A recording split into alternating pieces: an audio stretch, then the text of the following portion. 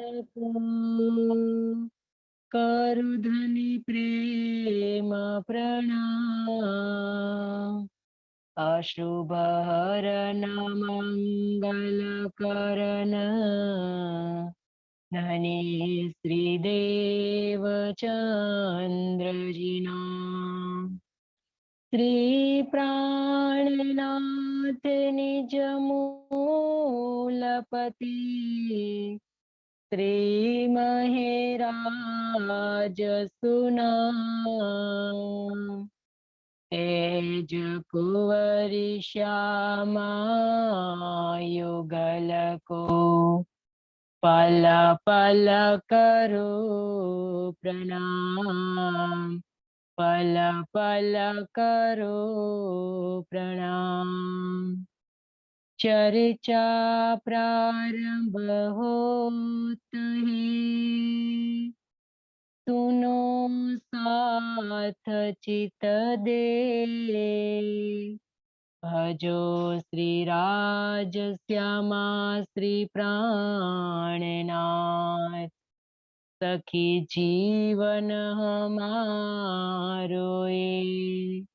श्री महामति कहे मोमिनो भया चर्चा का बखान। अब तुम सुनियो चित दे लाल आगे आए बैठे इन तखत। लाल आगे आए बैठे इन तखत।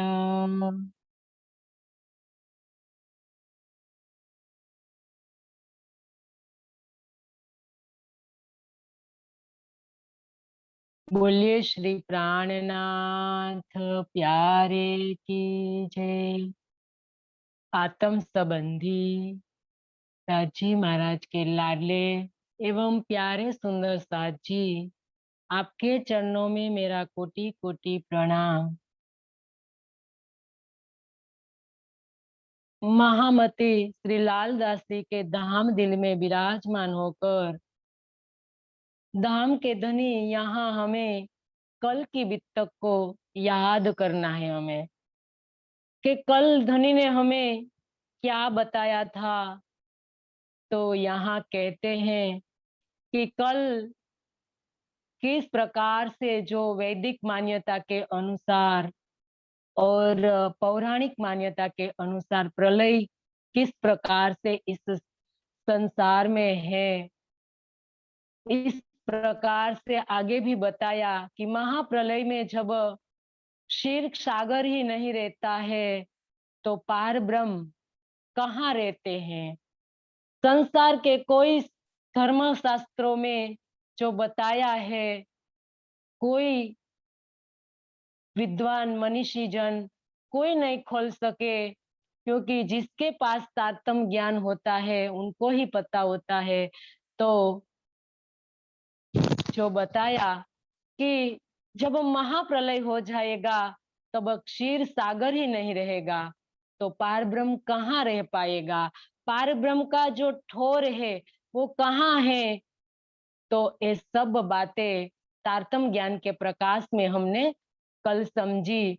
इसके आगे धाम के धनी ने बताया कि किस प्रकार से मिहिरराज 25 साल की आयु में सदगुरु धनी श्री देवचंद्र जी के मुखारविंद से चर्चा सुनते थे और इन पर चिंतन करते थे। और चिंतन करते करते उनके मन में जो विचार आया कि हम सब परम धाम से आए हैं, लेकिन सदगुरु तो सब देख देख के परम धाम का वर्णन करते हैं। तो इस संसार में क्या हम भी आत्म है तो हमारा क्या नहीं चलता है। तो तुम देखो हम क्यों ना देखे। इस प्रकार से विचार आया और विचार आने से सदगुरु के पास जाकर अपना अवगुण खोजने लगा और अवगुण खोजते खोजते अपने मन पर नियंत्रण रखने लगा। तो यहाँ तक हमने लिया था कि मन पर करे जुलम। जुलम मतलब कि मन पर नियंत्रण रखा, और किस प्रकार से जो हठ योग की साधना को अपनाकर अपने मन पर उनने जो काबू रखा। तो यहाँ तक हमने ले लिया था कि किस प्रकार से हमें मन को नियंत्रित करना है। धर्म के जो लक्षण बताए हुए हैं कि इंद्रिय का निग्रह किस प्रकार से होता है, ये सब विस्तार से हमने लिया था कि हठ योग की जो साधना है उससे हमें हठ योग की साधना नहीं अपनानी चाहिए, लेकिन धनी के प्रेम और विरह में डूबकर धनी का प्रेम पाना है। तो यहाँ तक हमने कल लिया था। तो आज मिहिर राज आगे हमें धनी बता रहे हैं, महामती श्री लालदास जी के धाम दिल में विराजमान होकर, कि अपने मन को नियंत्रण में रखने के लिए अब मिहिरराज धीरे धीरे अपने आहार को घटाने लगा। इतना घटाया कि 2 पैसे भार के वजन के बराबर कर दिया। तो अब कहते हैं कि सदगुरु के चरणों में आकर कहते हैं कि हे सदगुरु, अब मेरा अवगुण मुझे बता दीजिए। आगे जब सदगुरु के मुखारविंद से चर्चा सुनते हैं, तब उनके आंखों में से अश्रु की धारा बहने लगती है, क्योंकि अब जब आहार घटा दिया है तो इंद्रियन का बल भी घट गया, जिसके कारण मन मन थोड़ी देर के लिए जो चर्चा सुनते हैं तो निर्मल हो जाता है, और निर्मल हो जाने की वजह से उनकी आंखों में अश्रु बहने लगते हैं। और इस प्रकार से भी किया और आगे भी उनने किया कि अभी तक मेरे को धाम नहीं दिखता है, तो अभी तक मेरे अंदर कोई तो अवगुण है। तो यह सोचकर अपनी पत्नी जो फूलबाई है, उनका जो आभूषण के जो घर की जो संपत्ति और जो आभूषण है, ये भी मेरे दर्शन में बाधक है। तो ऐसा सोचकर फूलबाई का जो वस्त्र, जो आभूषण है, वो सब सदगुरु के चरणों में रख दिया कि हे सदगुरु, मेरे अवगुण मुझे बता दीजिए। इसके अलावा आगे जो कोई रास्ते में जाते हैं और यार मिल जाता है, उनके मित्र मिल जाते हैं, तो वो अपना मुख फेर लेते हैं। क्यों? मेरे और धनी के बीच में जो एक निष्ठ प्रेम बना है, तो मित्र के साथ बातें करने से मेरा एक निष्ठ प्रेम का भंग हो जाएगा। यह सोचकर वो अपने रास्ते बदल देते हैं। इस प्रकार से कई प्रकार से कसनी करने लगे, अपने मन पर जुल्म करने लगे, और अब उनका जो शरीर है जर्जरित हो गया। तब वालबाई कहती है, सदगुरु के चरणों में आती है और प्रार्थना करती है कि आप क्यों नहीं समझाते हो मिहिरराज को। तो जब अपने मन पर जुल्म करने से, अपने मन को नियंत्रित करने से अपना शरीर कृशकाय हो गया, और तब जाके उनके मन में, उनके दिल में, तब श्री धाम मुँह आगे फिर वलिया है गिरद, अपना आपा देखिया किया आकार को रद। कब देखा अपना आपा? इतना किया, मन पर नियंत्रण रखकर जो भी अवगुण आता गया वो अपने से दूर करते गए, और कई प्रकार से ध्यान में डूबने लगे, चिंतन में डूबने लगे। सदगुरु की चर्चा जो सदगुरु कहते हैं उस पर विचार करने लगे। तब जाके अब उनको अपनी परात्म दिख गई, और पूरा परम धाम की थोड़ी सी झलक उनको देखने को मिल गई। तब यहाँ कहा है, आकार को किया रद। कब दिखा? जब अपने आकार की ओर देखा ही नहीं, शरीर की ओर देखा ही नहीं। और इस प्रसंग के आगे हमने भी देखा था कि जब देवचंद्र जी कसनी कर रहे थे, तब भी उन्होंने अपने शरीर की कोई चिंता नहीं की, और अपने पिता ने उनको कहा कि जो शरीर राखे तो धर्म है, लेकिन उन्हें साबित कर दिया कि निसंदेह शरीर की धर्म निष्ठा से शरीर की चिंता, कई प्रकार से धर्म निष्ठा शरीर की चिंता से श्रेष्ठ होती है। तो इस प्रकार से यहाँ मेहराज ने भी साबित कर दिया कि धर्म निष्ठा जो हम रखते हैं, तो हमारे शरीर की चिंता करने की कोई ज़रूरत नहीं है, क्योंकि जब धर्म की रक्षा हम करेंगे, तो धर्म हमारी क्षत्रिय बन के रक्षा करेंगे। तो सुंदर साथ जी, यहाँ हमें ये समझना है कि मेहराज ने कितनी कसनी करने के बाद अपने शरीर की ओर भी नहीं देखा। आज हम क्या करते हैं? हमारे शरीर को रखने के लिए हमें कई प्रकार से उनकी सेवा में लग जाते हैं, या तो उनको रखने के लिए हमें क्या-क्या नहीं करते हैं। लेकिन धनी ने बताया, "पट पहर खाई चिकना, हेम ઝવેર સિનગાર, हक लजत आई मोमिनो, ताई दूनी करी मुर्दार।" इसका हम क्या अर्थ करेंगे? क्योंकि आज तो हम शरीर को लेकर सब साथ में शरीर को भी रखना है, और लेकिन आज हम कहते हैं ना कि हमें धनी नहीं मिलते हैं, या कई प्रकार से हमें क्वेश्चन होता है। तो यहाँ मिहिराज ने साबित कर दिया कि हे सुंदर साथ जी, हमें धनी को पाने के लिए एक निष्ठ प्रेम करना चाहिए।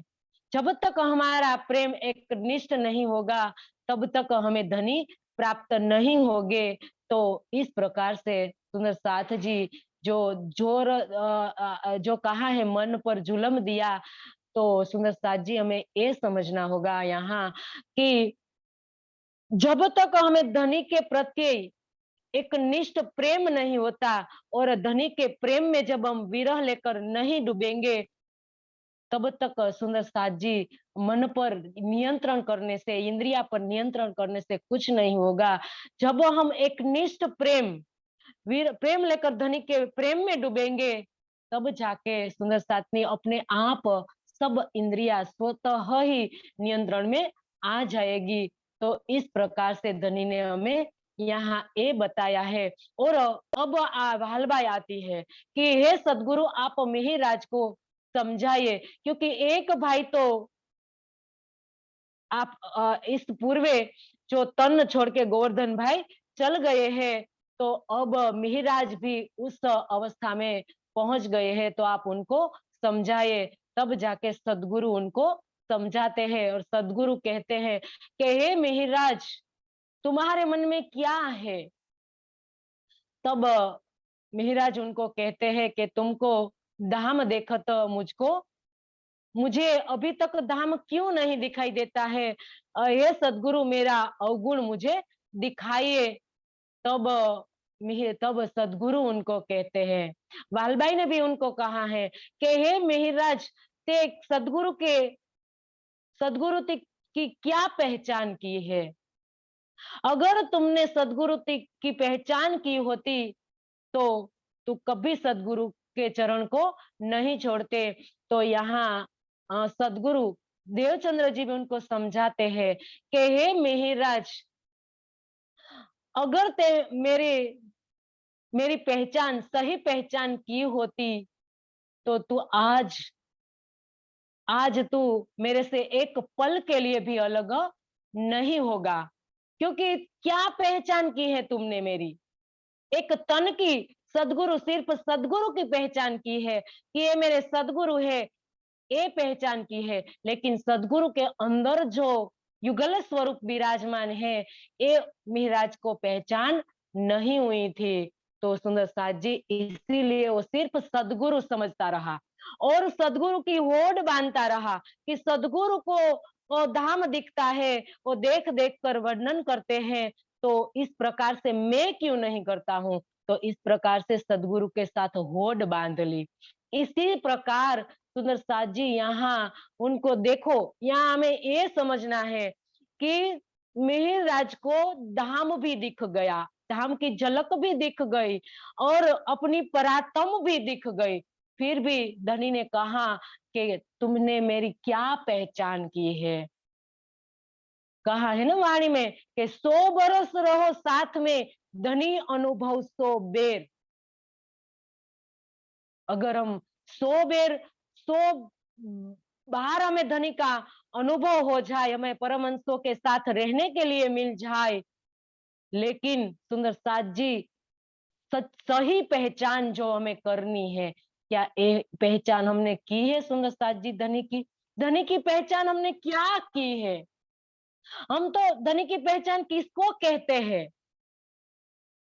सिर्फ वाणी पढ़ना, या हमने तारतम ले लिया है, या हम तो कहीं कर रहे हैं, वाणी सुनाते हैं या वाणी सुनते हैं, अष्टपहर 64 घड़ी हमें यही काम है, हमारे कोई काम नहीं है, हम यही करते फिरते हैं। लेकिन देखो, आज मिहिराज ने साबित कर दिया कि इतना होने के बाद धनी ने उनको कहा कि तुमने मेरी क्या पहचान की है। और इसके आगे सुंदर साथ जी हम ले जाए तो देखा था कि जो सदगुरु जब श्यामा महारानी इस ब्रह्मांड में आई, तब सुंदर साथ जी एक चौपाई वाणी में आती है कि ब्रह्म सृष्टि होती व्रज रास में, लक्ष्य हो तो लक्ष्य प्रेम हो तो लक्ष्य बिन, सो लक्ष्य ल्याए रुहल्ला, न था आखिरी इलम पूरन।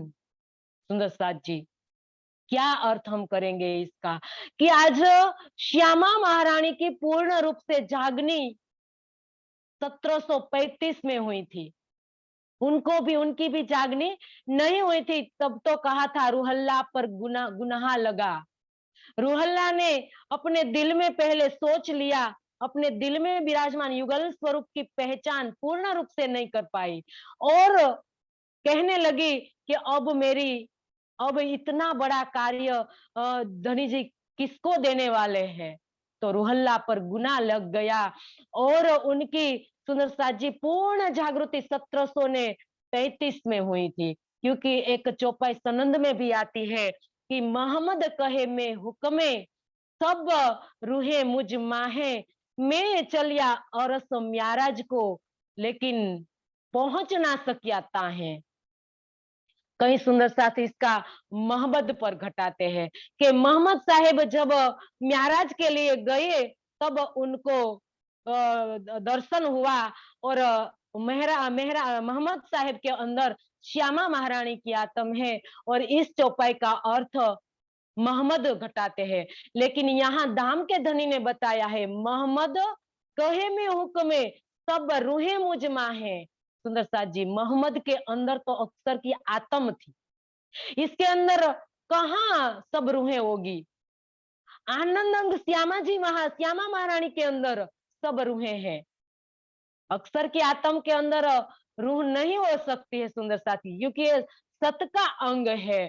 तो इसी प्रकार से श्यामा महारानी की जो जागनी बताई है 1735 से, और 1735 से लेकर सुंदर साथ जी श्यामा महारानी का 40 वर्ष उनकी पातशाही का शुरू होता है। इसीलिए कहा है कि उनकी जागनी पूर्ण रूप से जागनी 1735 में हुई थी। अभी तक उनको उनकी पूर्ण रूप से पहचान नहीं हुई थी। श्यामा महारानी को भी, सुंदर साथ जी ने मेहराज को भी, देखो आज धनी ने बताया कि क्या तुमने मेरी पहचान की है। आज हम सब सुंदर साथ जी 400 बरस से धनी की पहचान कर रहे हैं। किस प्रकार से हम पहचान कर रहे हैं धनी की सुंदर साथ जी, ये बात है। क्योंकि हम समझ ही नहीं पाते हैं, हम सिर्फ पहचान किसको कहते हैं, वाणी को पढ़ना और वाणी को सेवा पूजा में रखना, सेवा पूजा करना, मंत्र का जो जाप करना, या इसके आगे हम ले जाए सुंदर साथ जी तो वाणी पठ उनका पठन करना और चर्चा सुनना, चर्चा सुनाना, ये सब हमने, और चितवन भी हम करते हैं, चितवन करना, ये सब हमारी पहचान हमने समझ ली है। लेकिन धनी ने यहाँ बताया कि तुमने क्या मेरी पहचान की है। अगर तुमने मेरे दिल में विराजमान युगल स्वरूप की पहचान की होती, तो तू मेरे लिए एक पल के लिए अलग नहीं होता। सुंदरता जी, ये है पहचान। इस जागनी ब्रह्मांड में सबसे महान चीज पहचान है। हम तो कई बार कहते हैं पहचान कर ली है, हमें धनी की पहचान हो गई है। क्या हमें धनी की पहचान हुई है? सुंदरता जी, धनी की पहचान हो गई होती तो यहाँ हम कहाँ सुंदरता जी तो ये बात धनी ने यहाँ हमें समझाई है कि पूर्ण रूप से पहचान करनी है हमें। धनी की पहचान सिर्फ इससे नहीं होगी, धनी की पहचान हमें सुंदर साथ जी वाणी मंथन पूर्ण रूप से करना होगा और पूर्ण रूप से उनमें डूबना होगा। और धनी के साथ जब हमें एक निष्ठ प्रेम हो जाएगा, और इसके आगे भी धनी ने कहा, देखो सुंदर साथ जी के चौथे दिन की लीला में आज मिहिरराज को सदगुरु बताते हैं कि आप पूर्ण रूप से मेरे दिल में ही विराजमान युगल स्वरूप की पहचान कीजिए। तो इस प्रकार से आगे धनी ने कहा कि हे मिहिरराज, आप बताइए अब आपकी क्या इच्छा है, आप क्या जानना चाहते हो। तब मिहिरराज ने सही बात बता दी कि हे सदगुरु, तुम देख देख कर वर्णन करते हो और मुझे क्यों नहीं दिखाई देता है। तब सदगुरु ने कहा, ये तो मूल स्वरूप श्री राज जी के हुक्म की बात है। मूल स्वरूप अब हुक्म एक ही जगह कार्य कर रहा है। अब ये हुक्म मेरे दिल में विराजमान युगल स्वरूप है। जब तक मेरे तन की लीला पूर्ण नहीं होगी और तुम्हारे दिल में इसके बाद विराजमान होगा, तो आज ही आपकी इच्छा हो कि मेरे दिल में ही युगल स्वरूप विराजमान हो जाए, तो आज ही मेरे को तन छोड़ना होगा। तब जाके युगल स्वरूप तुम्हारे दिल में विराजमान होगे और तुम्हारी जो जिद है पूर्ण होगी। तब सुंदर साथ जी मिहिराज का चित्त हट गया, क्योंकि कहा कि अब आपकी जो इच्छा है कि मेरे सदगुरु की तरह मेरे को परम धाम दिखे, देख देख कर हूं वर्णन करूं, तो इसके लिए तो मेरे को तन तो छोड़ना होगा। तब जाके सुंदर साथ जी कहा, उनका चित्त हट गया। तो सुंदर साथ जी यहाँ बताया कि धनी का अरस क्या है, धनी का अरस कहाँ है। हमारे कई विद्वतगण मानते हैं कि गादी गादी में सदगुरु को बताया कि गादी में जो सब सदगुरु उठ जाए और मैं उनकी जगह बैठ जाऊं, तो मेरे को परम धाम दिखे, युगल स्वरूप दिखे, ऐसा अर्थ करते हैं। लेकिन सुंदर साथ जी हमें परम तत्व ज्ञान से सोचना होगा कि धनी का अरस कहाँ है, धनी का जो धाम है वो कहाँ है। सुंदर साथ जी, रुई की गादी में धनी का अर्थ नहीं हो सकता है, क्योंकि कई सुंदर साथी ऐसा अर्थ करते हैं कि हे मिहिराज, तुम मुझको उठा दो इस गादी से और उस पर तुम बैठ जाओ तो तुम्हें भी देखने लगेगा। लेकिन धनी ने वाणी में कहा है कि अर्श तुम्हारा मेरा दिल है, तुम आए करो आराम। और आगे भी कहा कि इन गुनेगारों के अर्श को अर्श को उन गुनेगारे को दिल को अर्श कर बैठे खसम। तो धनी का अर्श हमारा दिल है। ये रोई की गादी धनी का अर्श नहीं है, वो जड़ है सुंदर साथ जी। क्योंकि जड़ के अंदर कभी धनी का परम धाम नहीं होता, धनी की बैठक कभी नहीं होती। क्योंकि आज जिस लोग जड़ गादी की जो पूजा और आरती करते हैं, वो सुंदर साथ जी वाणी के पूर्णतया विपरीत है। ये सुंदर साथ जी हमें नहीं करना चाहिए, क्योंकि धनी का अर्थ हमारा दिल है, सुंदर साथ का दिल है। तो दिल में हमारे रस खोजना चाहिए, जड़ गादी में कभी धनी का स्वरूप हमें नहीं खोजना चाहिए, क्योंकि वो जड़ है और जड़ पूजा भी वाणी से विपरीत बताई गई है। तो सुंदर सा जी ये हमें यहाँ समझना है कि धनी कहाँ विराजमान है। अब हमें देखना है कि देखो मिहिरराज जब गादी से दूर रहकर युगल स्वरूप को अपने धाम दिल में विराजमान हो गए और गादी पर बैठे हुए, जो विहारी जी है वो कई सालों तक बैठे रहे, लेकिन मूल मिलावे तक की उनको पहचान नहीं हो पाई। तो इस प्रकार से यहाँ सदगुरु ने अपने दिल में विराजमान युगल स्वरूप की बात की थी। तो अब उनका चित्त हट गया और उनने जो जिद ली थी वो छोड़ दी। अब बालबाई आती है और सदगुरु को कहती है कि हे सदगुरु, आप मेहराज के अंदर पूरा वैराग्य भर गया है, तो इसको हटाने के लिए आप उनको कोई कार्य सौंप दीजिए। तो इसके लिए सदगुरु उनको पुराण संहिता और माहेश्वर तंत्र आदि ग्रंथ लेने के लिए अहमदाबाद भेजते हैं। और मिहिराज अहमदाबाद गए और धनी की मेहर से ये सब ग्रंथ खोज कर सदगुरु के चरणों में समर्पित कर दिया। अब सुंदर साथ जी यहाँ तक इस प्रकरण में हमें धनी ने बताया। और आगे अब कार्य सौंपने के लिए धनी उनको 1703 के साल आ गए और धनी सदगुरु मिहिराज को अरब भेजते हैं, क्योंकि खेता भाई जो गांधी भाई का जो बड़ा भाई है वो 25 साल से अरब गए हुए हैं।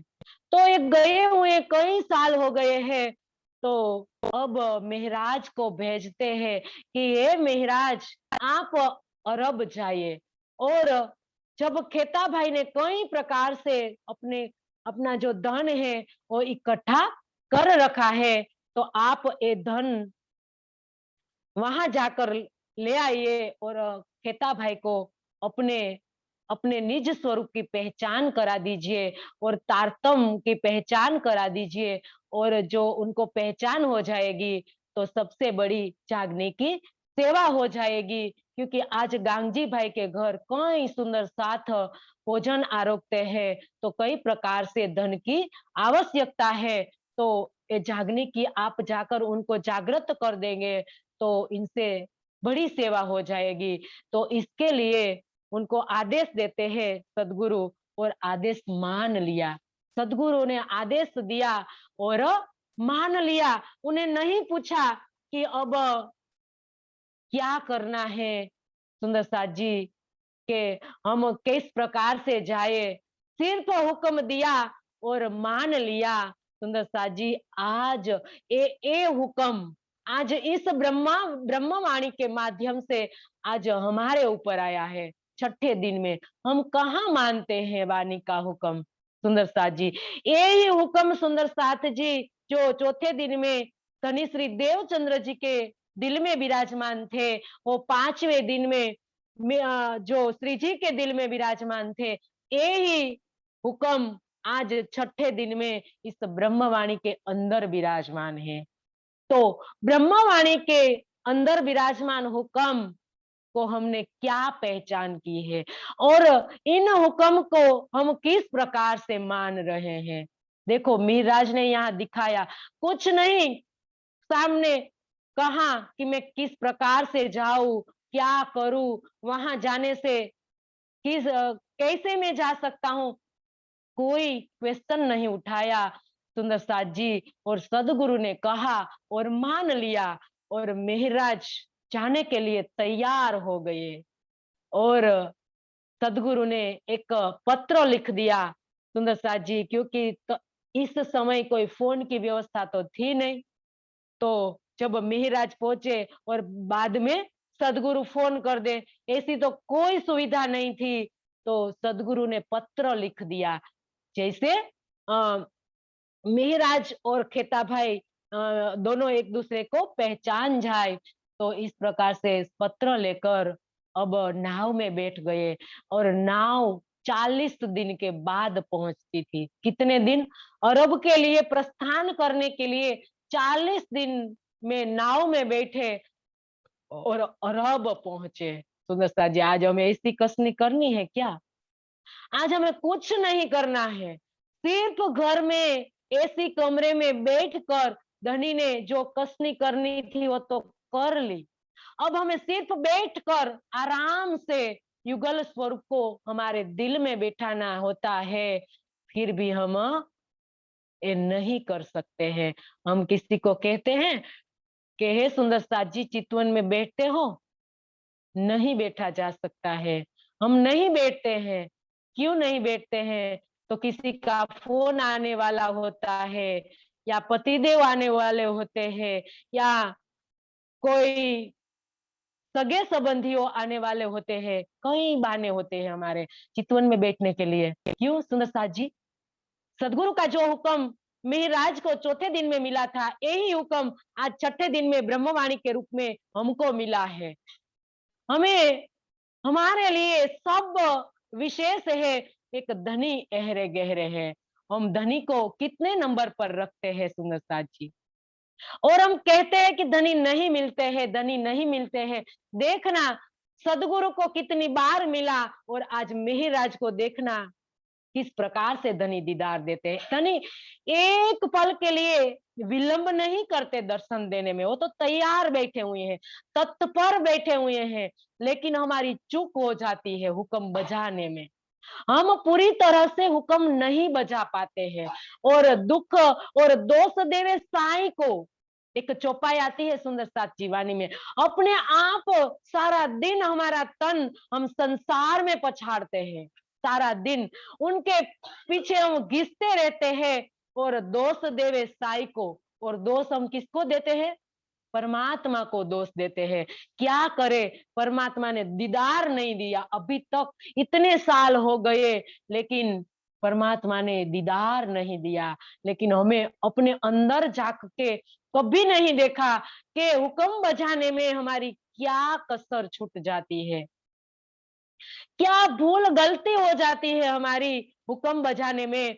मिहिराज ने किस प्रकार से हुक्म बजाया, देवचंद्र जी ने किस प्रकार से हुक्म बजाया, और आज हम किस प्रकार से हुक्म बजा रहे हैं। तीनों में जमीन आसमान का फर्क है सुंदर साथ जी। आज हम कहते हैं कितने साल हो गए, हम तो परम धाम से आए हैं, उज्जत तो बड़ी ले ली है हमने। सुंदर साथ जी पर ही उज्जत लेने के बाद उनके पर चलना होगा। मिहिराज ने चलकर बताया है। देखो धनी के काम में कोई कसर नहीं छोड़ेंगे। अब जाते हैं अरब देश में, और अरब देश में जाकर मिलते हैं खेता भाई को, और खेता भाई मिहिराज को देखकर इतना खुशहाल हो जाते हैं, क्योंकि 25 साल से हुए हैं, गए हुए हैं, और कोई समाचार अपने देश का कोई नहीं आया है। तो मिहिराज को अपने देश का समझकर वो तो प्रसन्नचित्त हो जाते हैं, आगता स्वागता करते हैं, और मिहिराज को सब कार्यभार सौंप देते हैं। अपनी जो बखार का, जो व्यापार की जो कई गोदाम भर रखी हुई थी, तो ये सब सब का जो जवाबदारी है वो किसको सौंप देते हैं? मिहिराज को सौंप देते हैं, और कहते हैं मिहिराज बीच बीच में उनको तारतम सुनाते रहते हैं कि हे खेता भाई, अब बहुत धन कमा लिया, अब सदगुरु के चरणों में आइए और सदगुरु की पहचान कीजिए। अब ये सारी उम्र आपने ये धन कमाने में गवा दी, तो अब अपने पास जितना भी समय बचा है, तो आप इस समय में आप परमात्मा की पहचान कर लीजिए। क्योंकि जो समय हमें दिया गया है सुंदर साथ जी, वो समय को कहा है, जिंदगी जीवन को कहा है, जो बूंद के समान कही है, जाजवा के जड़ के समान कही है। जो एक कोई बूंद होता है, एक वृक्ष के पत्ते पर रखते हैं, और इनमें गिरने में कितनी देर लगती है। तो इतने समय के लिए हमें एक जीवन मिला है, और बानी में भी कहा है कि एक खिन लेऊ लटक बन जाए। एक पल का जीवन हमें मिला है, इस पल के जीवन में हमें भवसागर से पार उतरना है। तो कई प्रकार से मिहिराज उनको तारतम सुनाते हैं, लेकिन खेता भाई उनको बीच बीच में क्या कहते हैं कि हे मिहिराज, इतनी उगाही बाकी है, इतनी ले ली है और कई प्रकार से व्यापार के बारे में सोचते रहते हैं। एक बूंद अंदर नहीं गया। देखो सुंदर साथ जी, एक बूंद अंदर नहीं गया। कई प्रकार से मिहराज ने उनको सुनाया। तारतम, तारतम मतलब ये ज्ञान की जो बातें, पार ब्रह्म की बातें कई प्रकार से सुनाई, लेकिन सुंदर साथ जी हमारी जो इच्छा, हमारी जो तृष्णा कहाँ शांत होती है। तो इसी प्रकार से कहा कि वितेषणा, दारेषणा और लोकेषणा, ये तीन चीज धनी ने पहले ज बताई दी, पहले ज प्रकरण में। હવે પેલા મોહજલ की कहू बात, तेता दुख रूपी दिन रात। क्यों दुख रूपी दिन रात है? क्योंकि ये तीन इच्छाओं में सब बंधे हुए हैं। लोकेशना, वितेषणा और दारेशना, पूरा संसार इनमें बंधा हुआ है। कितना भी हम धन कमा ले, कितनी भी इच्छा को हम तृप्ति कर ले, लेकिन हमारी ये इच्छा कभी तृप्त नहीं होगी। इसीलिए तो भर्तृहरि ने कहा कि भोग को हम नहीं भोगते, भोग हमें भोगते हैं। भोग को भोगते भोगते हमारी पूर्ण आयु समाप्त हो जाती है, लेकिन हमारी जो ये इच्छाएं है कभी पूर्ण नहीं होती है। तो लोकेशना के लिए बताया कि लोकेशना किसको कहते हैं? धन की इच्छा। लोकेशना मतलब प्रतिष्ठा की इच्छा। लोग इनके पीछे मरे जाते हैं कि हमारा ये हो, हमारी प्रतिष्ठा बच जाए, हमारा मान बन जाए। तो इसीलिए वो बनाने के लिए पूरी जिंदगी खत्म कर देते हैं। इसके बाद लोकेशना, वितेषणा।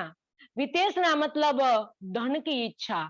ये धन खेता भाई, देखो पूरी अपनी आयु गवा दी धन इकट्ठा करने में। और धन इकट्ठा करते करते करते सुंदर साथ जी सबको अरबपति होता है, इनको खरबपति बनना होता है।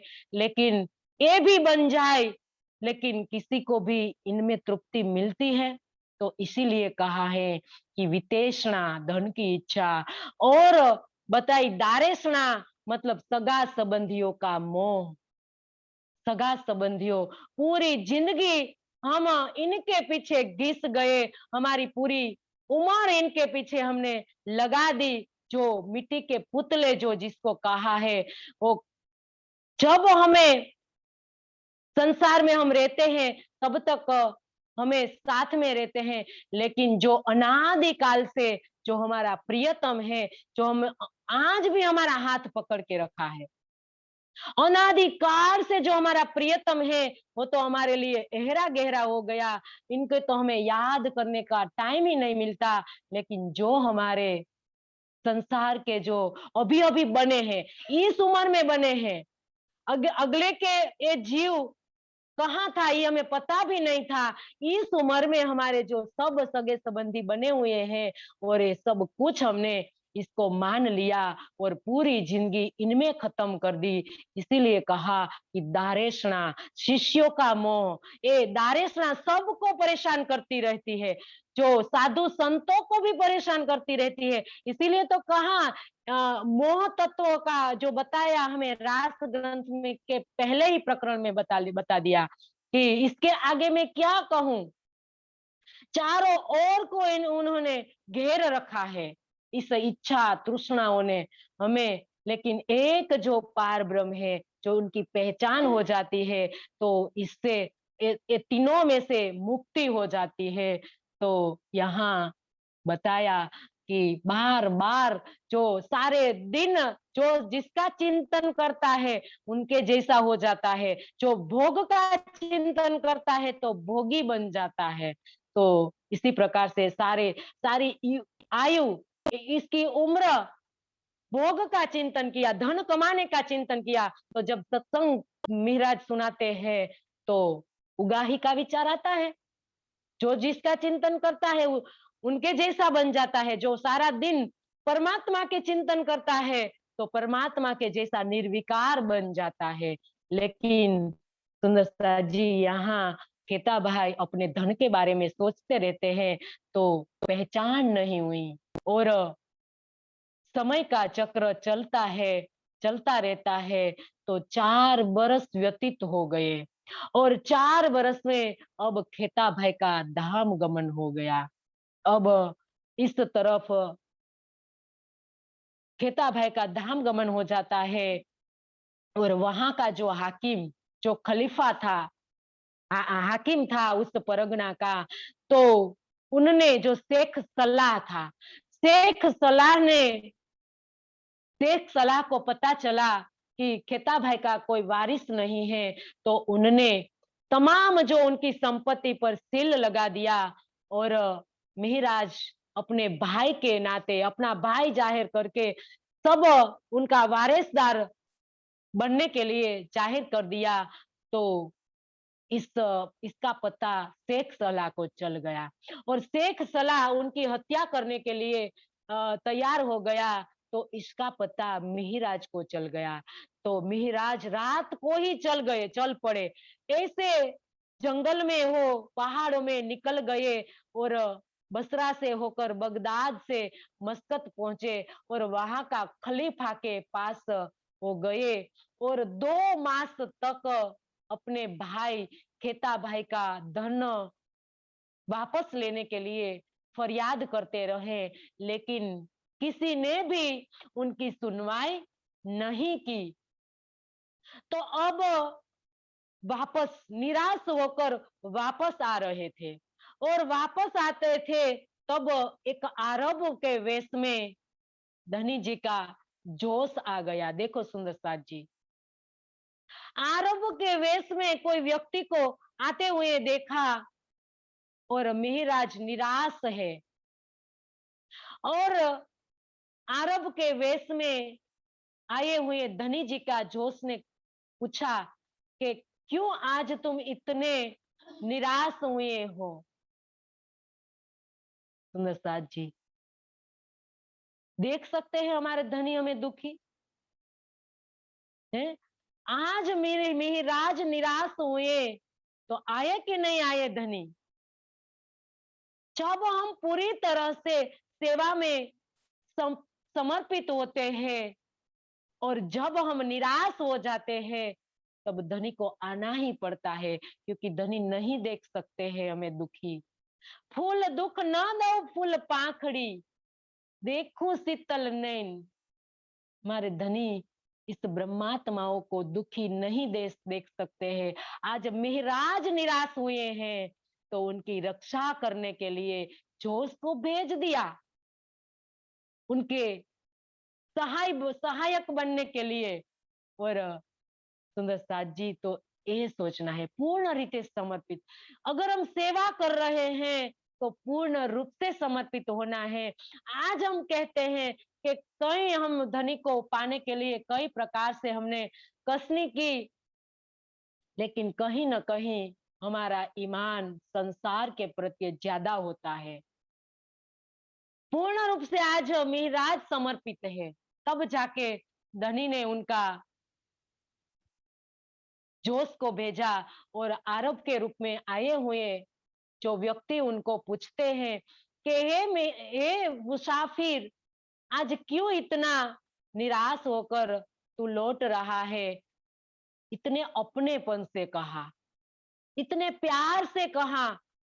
तब जाके मिहिराज ने पूरी हकीकत बता दी कि आज मैं कितने दिनों से मेरे भाई खेता भाई का जो धन है वो शेख सलाह ने सील कर कर रखा है। तो वापस करने के लिए कई दिनों से मैं उनके दरबार की चक्कर काट रहा हूँ, लेकिन मेरी सुनवाई नहीं हो रही है। तब जाके अरब में वेश अरब के वेश में आए हुए राज्य के जोश ने पत्र लिख कर दे दिया कि ये पत्र आप राजा को दे देना और कहा कि आप राजा को, जब राजा नमाज पढ़ने के लिए जाए तब आप उनका जामा पकड़ लेना, उनका दामन पकड़ लेना और दामन पकड़ कर उनको कहना कि आज मेरे गले में जो है मतलब कि आज मेरे सदगुरु ने मुझे जो सेवा सौंपी है, ये सेवा आज मैं तुमको सौंपता हूँ। जो ये मेरे भाई खेता भाई का धन की सेवा जो मैं आपको सौंपता हूँ वापस लेने के लिए, जो आज तुमने मेरा न्याय नहीं किया, तो जब अल्लाह ताला रोजे ईश्वर मतलब के न्याय के दिन जब तख्त पर बैठेंगे, तब मैं आपका दामन झटक कर न्याय करवा लूंगा। इतना आप कहना, आप बिल्कुल नहीं डरना, निर्भय होके आप उनके जामा को पकड़ कर ये बात बता देना और पत्र भी दे देना। तो ऐसा कर कहकर अरब के वेश में आए हुए राज्य का जोश अदृश्य हो गया और अब बादशाह नमाज पढ़ने के लिए जा रहा है। और उनके चारों ओर हम देखते हैं कि राजा महाराजा जब बाहर निकलते हैं तो कितना सरंजाम होता है, कड़क सरंजाम होता है। उनके आगे पीछे उनके कई सैनिकों घिरे रहते हैं। तो आज नमाज पढ़ने के लिए निकले हैं और महाराज जल्दी से उतावले पैर से वो चलकर दरबार में चले गए और राजा की जब राजा जा रहा है तो उनका जो जामा था वो खींच दिया, उनके झटक लिया, इतना झटका खींचा कि उनकी जामे की कस टूट गई और सब इनका जो सिपाहिया थे, ये सब ने अपने अपने हथियार ले लिया और राजा ने उनको मना कर दिया कि आप सब अपने अपने हथियार नीचे रख दो, उनको कुछ नहीं करना है। और कहा लाख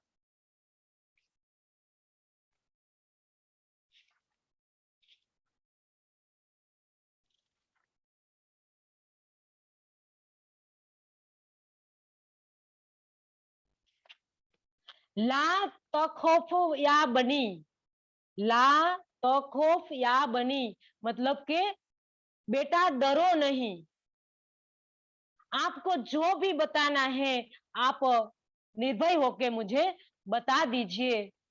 तब मेहराज ने कहा कि हे महाराज, मेरे भाई का जो धन है वो धन शेख सलाह ने तो सील कर दिया है और 2 मास से मैं अपने दरबार की जो चक्कर काटता रहा, लेकिन किसी ने भी मेरी सुनवाई नहीं की। तो आज आप मेरा न्याय कीजिए, आज आप मेरा न्याय नहीं करेंगे तो कयामत के दिन जब खुदा ताला न्याय के तख्त पर बैठेंगे, तब मैं आपका न्याय करवा लूंगा। आप भी गुनेगार की लाइन में खड़े हो गए और आपका दामन झटक कर मैं मेरा न्याय करवा लूंगा। ये बात कयामत की सुनी बादशाह ने, और कयामत की बात सुनी तो आश्चर्यचकित हो गया कि इतनी बात आज तक मुझे किसी ने भी नहीं कही है, क्योंकि मुसलमान कयामत से बहुत डर जाते हैं। कयामत वो किसको समझते हैं कि जब कयामत आएगी तब तो बहुत बड़ी बाधाएं खड़ी होगी और प्रलय हो जाएगा, इस प्रकार से कयामत को ये समझते हैं। तो आज कयामत की बात सुनाई, कयामत का अर्थ सही हम समझे सुंदर साथ जी कि कयामत क्याम शब्द से कयामत आई है। तो कयामत मतलब 2 प्रकार से होती है। एक तो ज्ञान की कयामत, जो इस संसार में इस ब्रह्म ज्ञान आया और इस ब्रह्म ज्ञान को लेकर जब इस जीव भवसागर के पार उतरेगा तो उनको ज्ञान की कयामत की है। और आगे जाकर दूसरी जो कयामत बताई है, 2 प्रकार की कयामत में से सुंदर साथ जी दूसरी कयामत जो योग माया के ब्रह्मांड में होने वाली जो न्याय की लीला, तो उनको कहा है। तो आज धनी ने बताया कि आज ज्ञान की कयामत चल रही है। तो ज्ञान की कयामत में जो हम इस ब्रह्मांड में आए हुए हैं, ब्रह्म ज्ञान की पहचान नहीं करेंगे और पहचान करके आचरण में नहीं लेंगे, तो सुंदर साथ जी प्रायश्चित की अग्नि में जलकर हमें लोकल भीष्ट मिलेगी। तो इसीलिए सुंदर साथ जी इस ब्रह्मांड में आए हुए हैं, ज्ञान का हमें उनका ज्ञान का पहचान, ब्रह्मवाणी का पहचान करनी होगी। तो इस प्रकार कयामत की बात सुनकर अब राजा डर गया और कहने लगा कि मैं खुदा ताला को रहम मांगने लगा कि हे खुदा ताला रहम करो, मैं इस बालक का सबसे पहले मैं इसका न्याय करूंगा। तो इस प्रकार की बात करके अब राजा राजा को पत्र भी दे दिया मिहिराज ने और पत्र लेकर इस प्रकार की बात सुनकर अब राजा नमाज पढ़ने चला गया और दूसरे दिन सुबह उनको याद आया कि जो शख्स ने मुझे अल्लाह ताला का वास्ता दिया था, कयामत का जो वास्ता दिया था, तो इनका तो मैंने पता भी नहीं पूछा। तो दो सिपाही को भेजते हैं वो ढिंढोरा पिटवाने के लिए।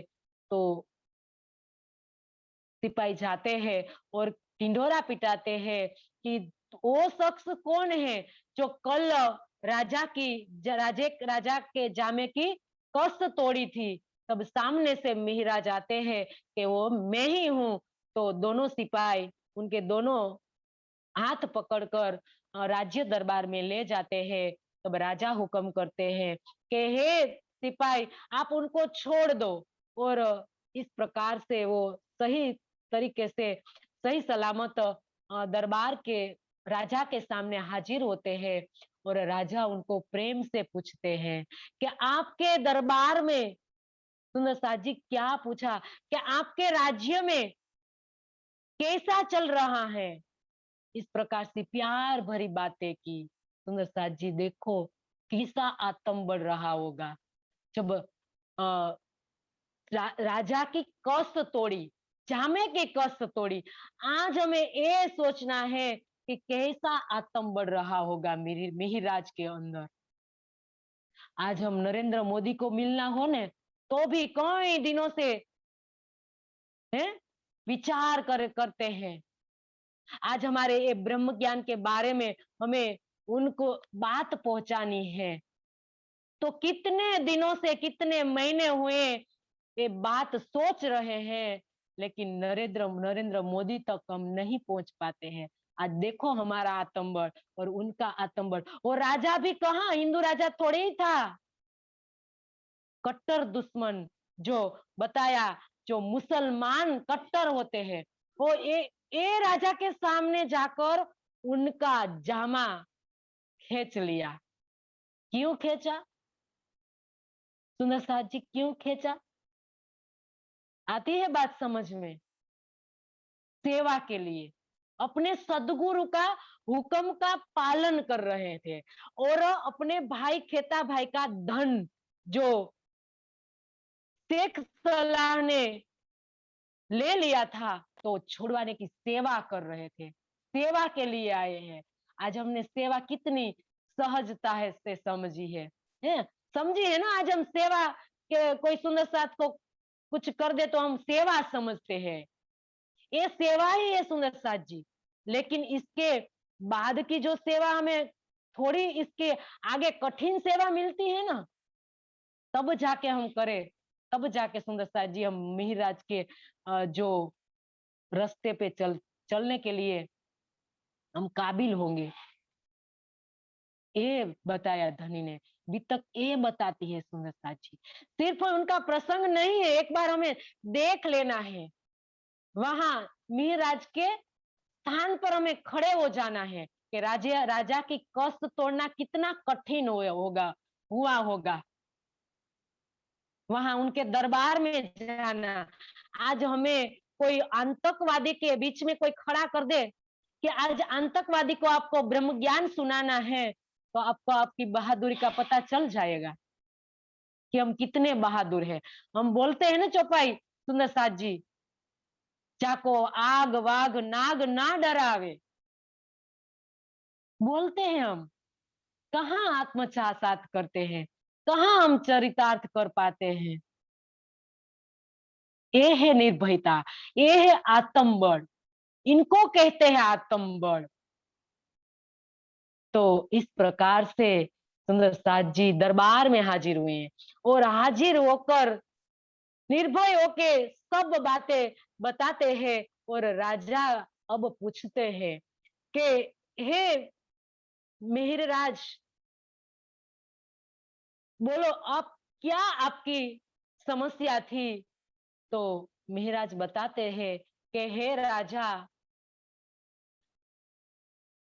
मेरे को इतना, ये तो आगे बता दिया था कि मेरे को कई दिन से आपको नहीं मिलता, लेकिन आपके दीवान ने मेरी सुनवाई नहीं की, इसीलिए आज मैंने आपका जामा पकड़ा, जामा की कस तोड़ दी।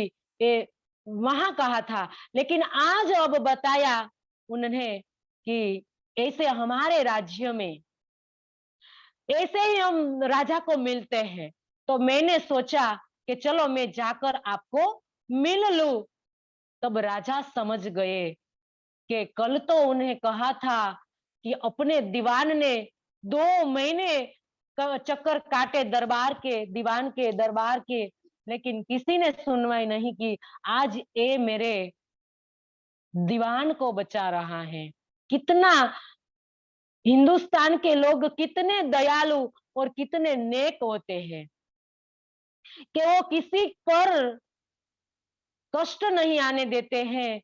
तो इसको कहते हैं ब्रह्म सृष्टि, क्योंकि मिहिराज दया के सागर है और इनके अंदर सब ब्रह्म सृष्टि के लक्षण हैं। और इनमें भी बताया कि जो तुमको दे कसाला, तुम भला चाहियो तीन, धाम की शर्त ना छोड़ियो। सुंदर साथ जी बताया कि जो तुमको दे कसाला, तुम भला चाहियो तीन, इनको कहते हैं परम धाम की ब्रह्म सृष्टि। आज दीवान ने 2 महीने तक उनको तड़पाया था, फिर भी उनके बचा लिया, राजा के पास उनका नाम नहीं दिया। तो राजा भी बड़े खुश हुए और खुश होकर जाहिरनामा लिख दिया और एक पत्र के अंदर सब लिख दिया।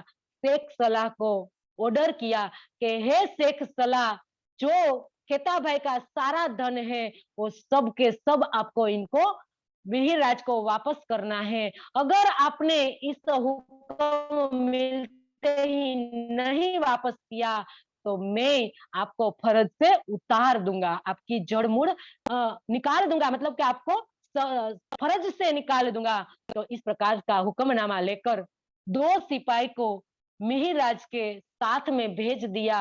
अब मिहिरराज आते हैं, तो यहाँ एक घटना भी घटित होती है कि जब नौतनपुरी में सदगुरु को पता चलता है कि खेता भाई का धाम गमन हो गया है, तो उनको सहाय रूप होने के लिए, मदद रूप होने के लिए सदगुरु और गांगजी भाई बिहारी जी और श्याम जी को भेजते हैं।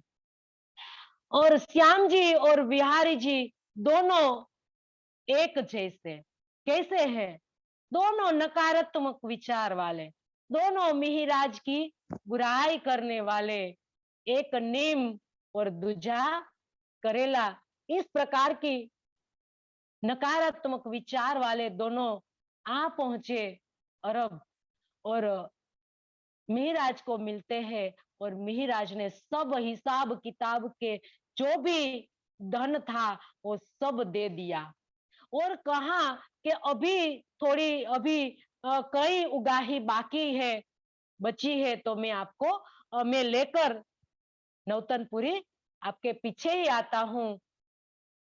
और सारा धन देकर उनको विदा किया।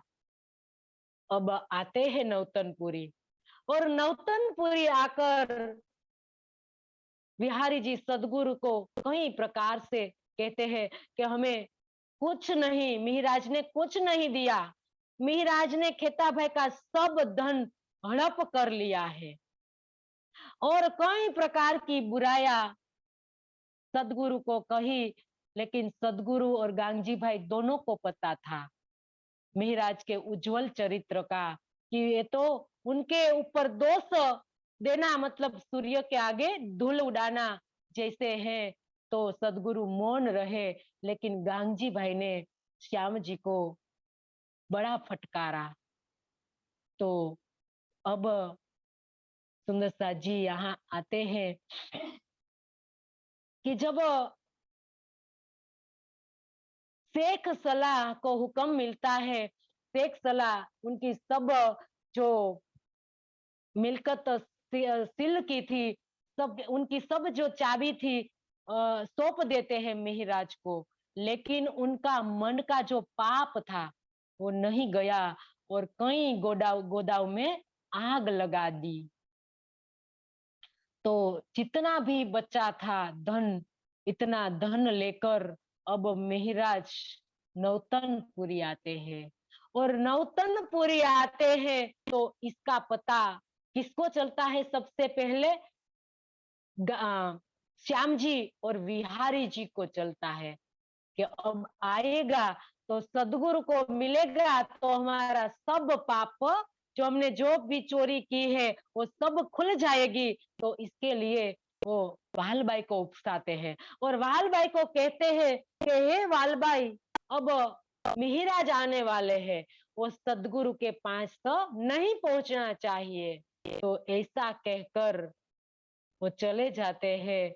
देखो सुंदर साथ जी, जो चोर है वो तो सज्जन बनकर बैठे हुए हैं सबके बीच में, और जिन्होंने कुछ नहीं किया है उनको सबके नजरों में गिरा दिया। लेकिन सत्य सत्य होता है। यहाँ बताया कि सत्य का दामन हमें कभी नहीं छोड़ना चाहिए। जब हम कहते हैं थोड़े दिन के लिए कि सत्य, झूठ के सहारे हम बैठते हैं और कहते हैं कि झूठ से ही हमारा जो बिजनेस है चलता है, लेकिन यहाँ बताया सत्य सत्य होता है। हमेशा सत्य का सहारा लेना चाहिए। इसीलिए तो कहा कि सत्यो में वो विजय, सत्य की विजय होती है, कभी असत्य की विजय नहीं होती है। तो बताया है शास्त्रों में सुंदर साथ जी बताया है कि सत्य भूमि सत्य न उत्पत्ता भूमि, इस पृथ्वी जो टिकी है तो सत्य पर टिकी है। और जब जिस लोग सत्य बोलते हैं और सत्य में स्थित होते हैं, तो सुंदर साथ जी यहाँ बताया कि सत्यन प्रतिष्ठायाम क्रियाफल आश्रियतम, कि जे लोग सत्य में स्थित हो जाते हैं उनकी वाणी अमोघ हो जाती है। मन वचन और कर्म से जो सत्य का पालन करते हैं, और वहां से चलने वाली जो हवा है वो उनकी ये हवा में भी दिव्यता आती है। और वहां का जो आभा मंडल है सत्य का जो पालन करते हैं, और उनका जो आभा मंडल है वो भी सुंदर साथ जी एक दिव्यता होती है इनमें भी। तो ये सत्य का बल है। कभी हमें एक तरफ सुंदर साथ जी सारा ब्रह्मांड हो जाए और एक तरफ सत्य हो तो सत्य की तरफ रहना। इसीलिए तो भीष्म पितामह ने युधिष्ठिर को कहा था कि हे युधिष्ठिर, आज अगर आपकी विजय हुई है तो आप सत्य की, आपने सत्य ने ही विजय दिलवाया है। तो ये सत्य का बल है। कभी सत्य का सहारा नहीं छोड़ना चाहिए। सुंदर साथ जी सत्य तरफ रहना चाहिए, क्योंकि सत्य का ही सत्य की ही विजय होती है। तो सुंदर साथ जी ये हमें धनी यहाँ बता रहे हैं कि एक और सत्य ही धर्म का स्वरूप बताया है, सत्य ही परमात्मा का स्वरूप बताया है। तो इस प्रकार से सत्य का पालन करने वाले मिहिराज और असत्य और झूठ का पालन करने वाले श्याम जी और विहारी जी तो सज्जन बनकर बैठे हैं। और अब आते हैं मिहिराज।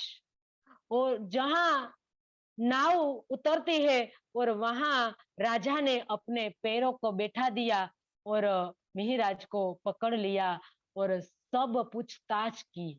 मिहिराज ने साफ शब्दों में बता दिया कि ये धन है, इनमें मेरी एक भी पाई नहीं है, ये सब मेरे सदगुरु और गांगजी भाई का है। इनमें जो 2 जोड़ी कपड़े हैं इन्हें ही मेरे हैं, इसके अलावा मेरा कुछ नहीं है। राजा को विश्वास आ गया और मिहिराज को छोड़ दिया और उनकी जो सारी जायदाद थी कहाँ चली गई? राज्य दरबार में, राजकोष में चली गई।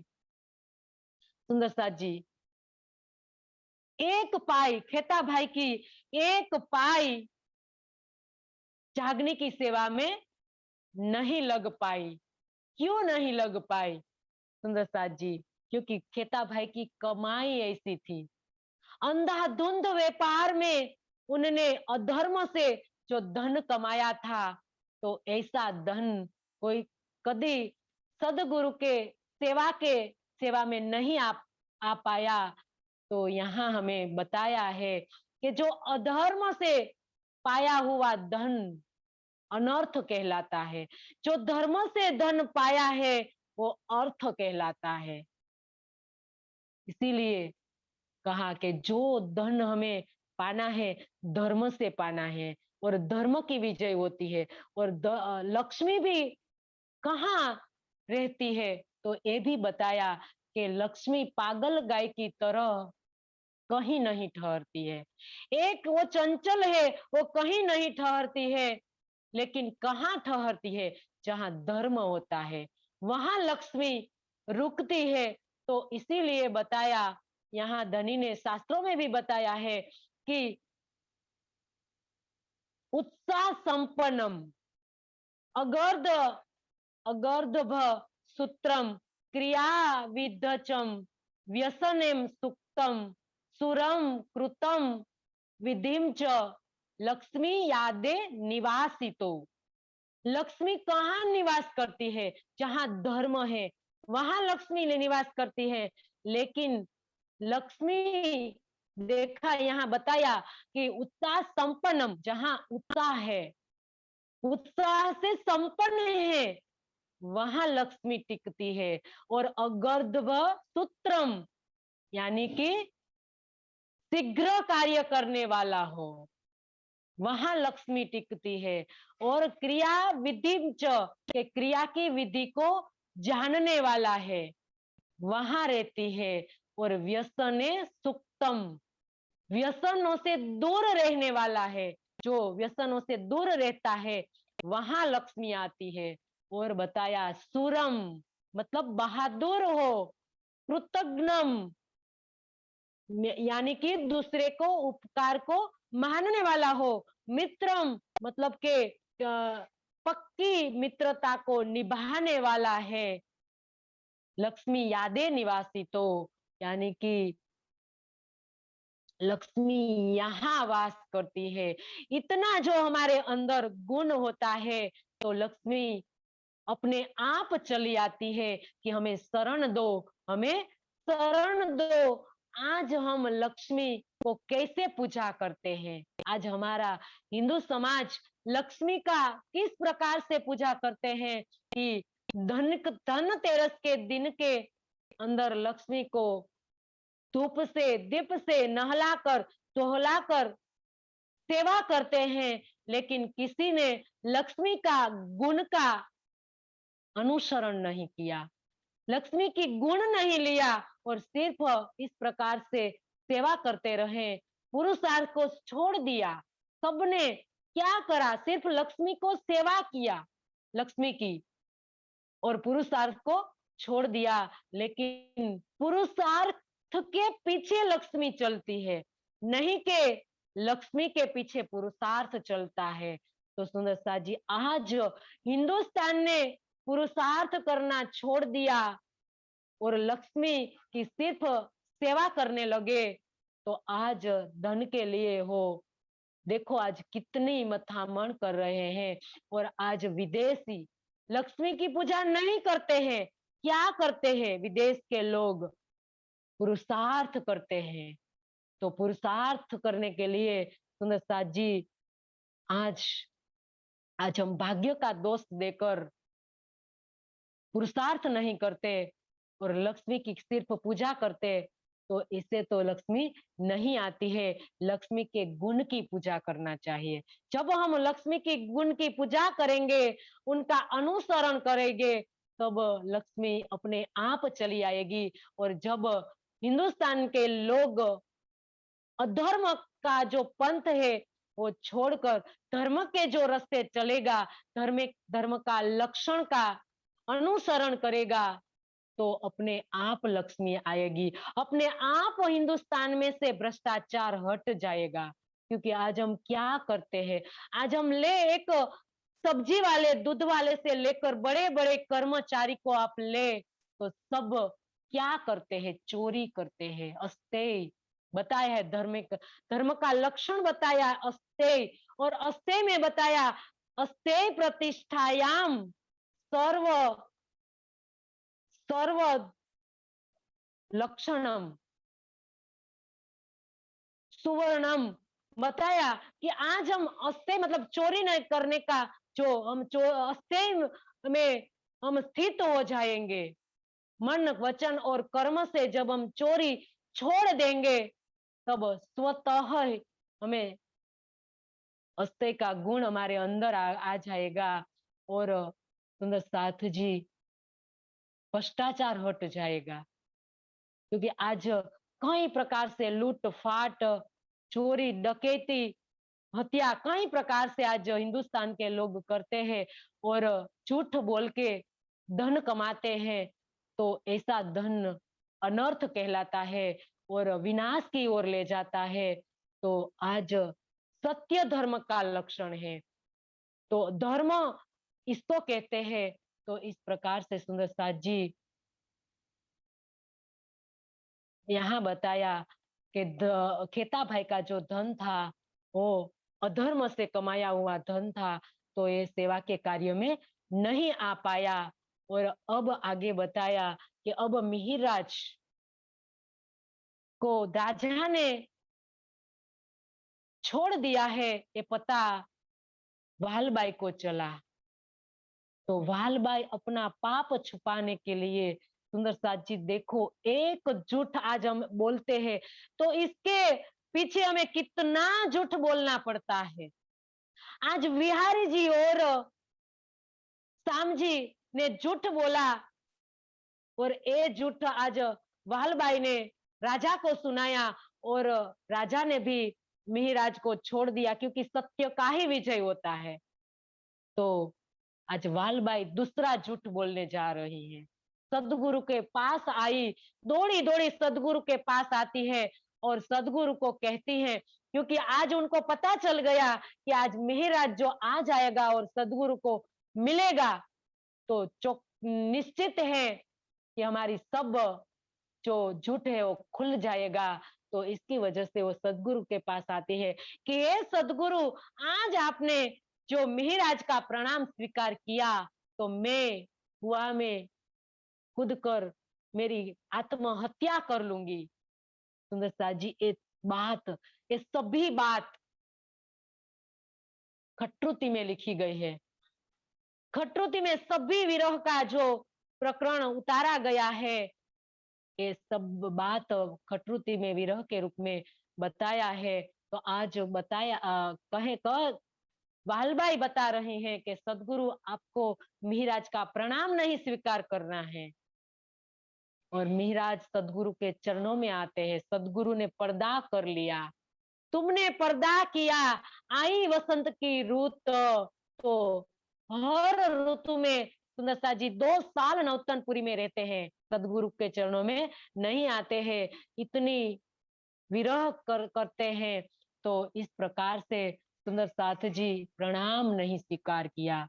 देखो क्या बीती होगी मिहिराज ऊपर, कि जिसके कहने से अरब गए, 5 साल अरब में रहे और 5 साल के बाद आज सदगुरु के चरणों में आए, और वो यही व्यक्ति उनका प्रणाम न स्वीकार करे, क्या बीती होगी उनके ऊपर। सुंदर साथ जी देखो, आज कहा न कि आज जो चोरी की है, जिसने जिसने झूठ बोला है, वो तो सज्जन बनकर बैठे हुए हैं सबके बीच में। लेकिन आज मिहिराज को गिराया गया है। लेकिन सुंदर साथ जी क्यों गिराया, क्यों इतना तपाया? सुंदर साथ जी आज हमें एक प्रश्न होता है कि आज जिसके संकल्प मात्र से सदगुरु जमुना जी प्रकट कर देते हैं, तो आज उनको पता नहीं था कि मिहिराज निर्दोष है। सब पता था, सदगुरु को सब पता था, लेकिन मूल स्वरूप का हुक्म था। मूल स्वरूप का हुक्म था कि आज मिहिराज को तपाना था, मिहिराज को कंचन बनाना था। जब तक मिहिराज तपेगा नहीं, अपने जीव को तपाएगा नहीं, विरह की अग्नि में वो तपाएगा नहीं, तब तक मिहिराज कंचन नहीं बनेगा।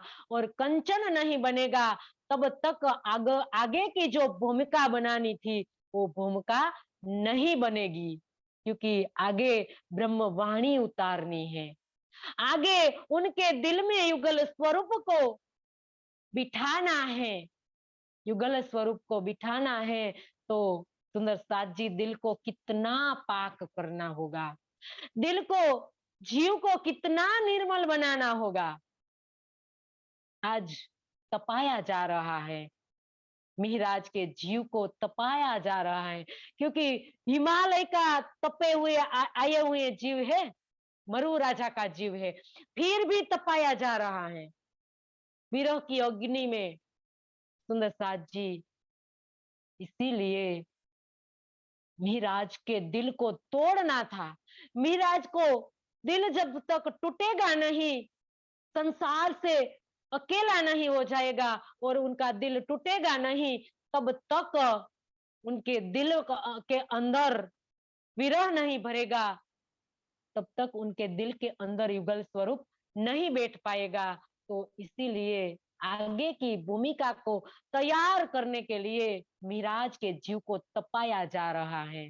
तो सुंदर साथ जी ये बात हमें लेनी है धनी के ब्रह्मवाणी में से कि जब देखूंगी, जब आप दिखाओगे तब देखूंगी, नैन न भर।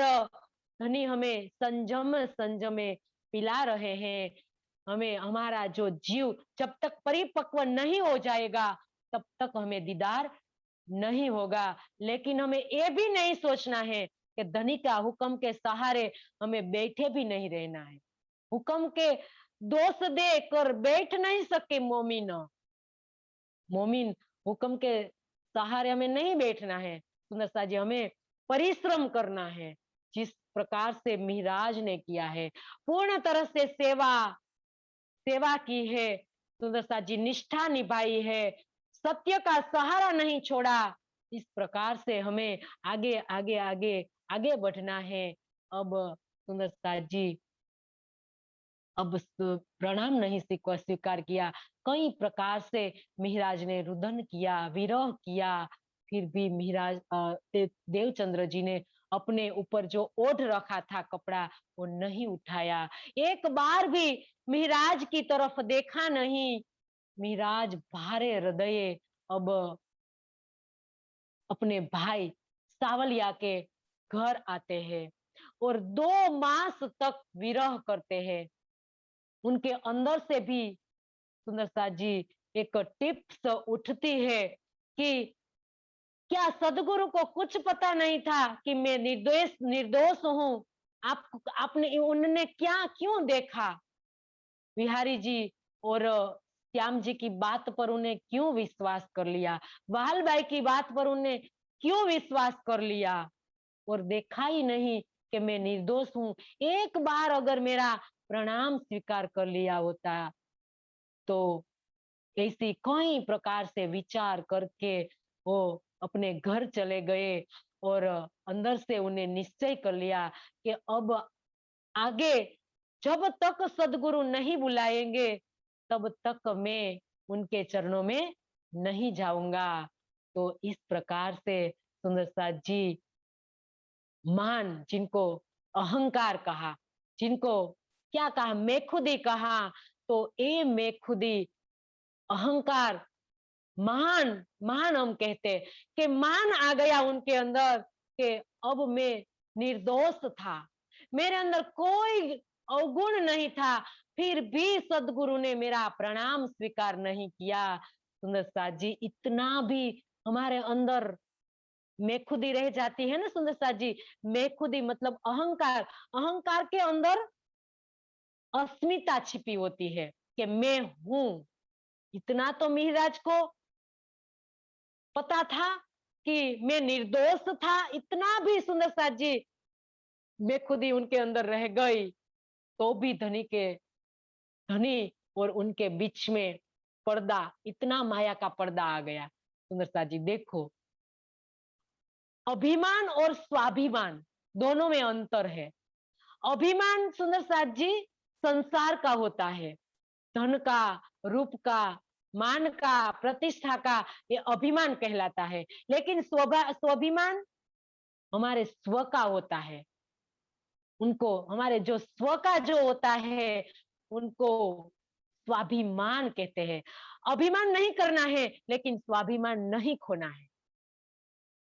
इसके बारे में कहा कि हमारे जो नादी शाह था वो अभिमानी था, लेकिन हमारे जो राणा प्रताप थे वो स्वाभिमानी थे। तो हमें हमारा स्वाभिमान नहीं खोना है। तो यहाँ बताया, इतना भी सुंदर साथ जी हमारे अंदर मैं खुद ही रह जाएगी तो धनी के दीदार हमें नहीं हो पाएंगे। तो इस प्रकार से सिर्फ अस्मिता रह पाई थी। अहंकार के अंदर अस्मिता छिपी होती है, पता ही नहीं चलता है कि हमारे अंदर है। हम तो अपने को मानते हैं कि हमारे अंदर अब कुछ नहीं है, मैं खुद ही, फिर भी हमारे अंदर इतनी तो होती है। तो इसकी वजह से धनी के पास नहीं चला, मिहिराज नहीं गए और सदगुरु ने भी उनको नहीं बुलाया। 2 साल हो गए, 2 साल विरह में तड़पे, सदगुरु के बिना सुंदर साथ जी तड़पते रहे, फिर उनके चरणों में नहीं गए। जो जो ऋतु आई, ये ऋतु में सदगुरु के लिए विरह किया। ये विरह खटरुति में उन्हें पूरी विरह की वाणी बताई है। खटरुति है ना सुंदर साथ जी, पूरी विरह की वाणी है। हम निके कर गहराई में जो पढ़ेंगे तो सब एक एक गुज रहस्य धनी हमें बता देंगे। तो सुंदर साथ जी धनी के लिए एक निष्ठ प्रेम और पूर्ण रूप से अस्मिता के बिना का जो विरह सुंदर साथ जी हमें हमारे अंदर भरना है, तो हमें खटरुति को पढ़ना होगा, पूरी तरह से खटरुति को आत्मसात करना होगा, तब जाके धनी के दिल की बातें हमारी समझ में आएगी। तो इस प्रकार से 2 साल हो गए। अब उनकी भाभी जो सावलिया ठाकुर की पत्नी उनको कटु शब्द बोलती है, कठोर शब्द में ताना सुनाती है कि आज आप जो सदगुरु के लिए 5 साल के लिए आप अरब देश गए और ये सदगुरु के लिए आपने अपने भाई को मारने के लिए दौड़े और यही सदगुरु ने आपका आज प्रणाम नहीं स्वीकार किया और आज 2 साल हो गए, लेकिन आज भी आपको याद नहीं कर रहे हैं। ऐसा ताना मारा सुंदर साथ जी बताया यहाँ धनी ने। क्यों आज सीताबाई के मुख से ये बुलवाया? क्योंकि आज वाणी की महत्ता को बताना था कि आज हमारे मुखार विंद में से जो भी वाणी निकलती है वो किस प्रकार से है। हमारे धनी ने तो कहा है कि मीठी जुबा मीठे वचन। सुंदर साथ जी के वाणी का जो घाव होता है तलवार से भी कहीं भेदी होता है। तलवार के मर्म भेदी तलवार से, मर्म भेदी बाणों से जो भी घाव सुंदर साथ जी लगता है वो रुझ जाता है। लेकिन जो वाणी रूपी शब्द रूपी जो घाव लगता है वो कभी नहीं, उनका घाव कभी नहीं रुझता है। तो सुंदर साथ जी यहाँ वाणी की महत्ता को बताया है कि वाणी किस प्रकार से बोलनी चाहिए। नीति का कथन है कि तलवार का घाव तो रुझता है, लेकिन वाणी का जो कठोर वाणी का जो किसी को हम सुनाते हैं तो ये जल्दी से हम नहीं भूल पाते हैं, तो उनको घाव की तरह बताया है। तो सुंदर साथ जी वाणी वाणी कैसी बोलनी चाहिए? वाणी हमारी वाणी शुद्ध होनी चाहिए। शास्त्रों में भी बताया कि अन्न उद्वेग कर्म सत्यम प्रियम हितम च। हमारी वाणी कैसी होनी चाहिए? सत्य होनी चाहिए, प्रिय होनी चाहिए और मीठी होनी चाहिए। और सत्यम ब्रूहात, प्रिय ब्रूहात, न ब्रूहात सत्यम प्रियम च। ऐसा भी नहीं बोलना चाहिए जो झूठ हो लेकिन किसी को अप्रिय लगता हो, ऐसा भी नहीं बोलना चाहिए। और सत्य हो लेकिन झूठ भी नहीं बोलना चाहिए सुंदर साथ जी। कि किस प्रकार से कि प्रिय प्रिय बोलना लेकिन झूठ नहीं बोलना चाहिए। प्रिय लगने वाला हो अगर झूठ हो तो ऐसा भी नहीं बोलना चाहिए। किस प्रकार से बताया कि कोई राजा की जो सवारी निकलती है तब जाट जाट और चारण कई प्रकार से दोहा बोलते हैं और घोड़ा छोड़ते हैं और इनमें से इतना प्रकाश निकलता है कि सूर्य उनके धुआं से सूर्य नहीं दिखाई देता है। तो जो भाट और चारण राजा को कहते हैं कि हे राजा, आपके आपके शरीर में से इतना तेज निकल रहा है, आपके मुखारविंद में से इतना तेज निकल रहा है कि जिसके कारण सूर्य को भी ढक दिया है। तो ये झूठ है सुंदर सा जी। मनुष्य के इस चमड़े में किस ऐसा तेज कैसे हो सकता है कि जो सूर्य को भी ढक दे? तो इस प्रकार से ये झूठ है। तो ऐसा किसी को प्रिय लगे और हमें ऐसा झूठ भी नहीं बोलना चाहिए कि किसी को हम अच्छा लगे तो इस प्रकार से हमें बोले तो ये झूठ कहलाता है। तो ऐसा भी नहीं बोलना चाहिए। यहाँ धनी ने वाणी की चार बताया है कि वाणी की चार महत्ता है कि हमारी वाणी कैसी होनी चाहिए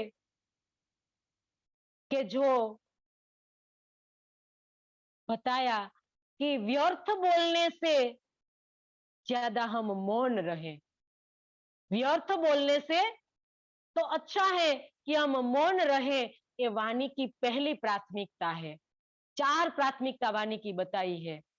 और दूसरी बताई सत्य बोलना वाणी की दूसरी प्राथमिकता है।